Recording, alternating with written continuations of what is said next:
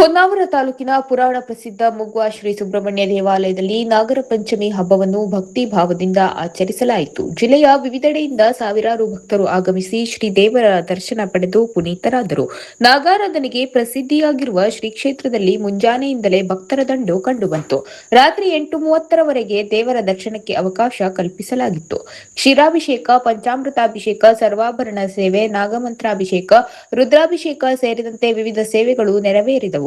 ಶ್ರೀ ಕ್ಷೇತ್ರದ ಪ್ರವೇಶ ದ್ವಾರದ ಬಳಿಯಿರುವ ನಾಗವನದಲ್ಲಿ ವಿಶೇಷ ಪೂಜೆ ಹಾಗೂ ಅಭಿಷೇಕ ನಡೆಯಿತು. ಹರಕೆ ಹಾಗೂ ಭಕ್ತಿಪೂರ್ವಕವಾಗಿ ನಾಗಮೂರ್ತಿಗಳನ್ನು ಪ್ರತಿಷ್ಠಾಪಿಸುವ ಈ ನಾಗವನಕ್ಕೆ ನಾಗರ ಪಂಚಮಿ ದಿನ ವಿಶೇಷ ಮಹತ್ವವಿದ್ದು, ಅಪಾರ ಸಂಖ್ಯೆಯ ಭಕ್ತರು ನಾಗಮೂರ್ತಿಗಳಿಗೆ ಹಾಲೆರೆಯುವ ಮೂಲಕ ಸೇವೆ ಸಲ್ಲಿಸಿದರು.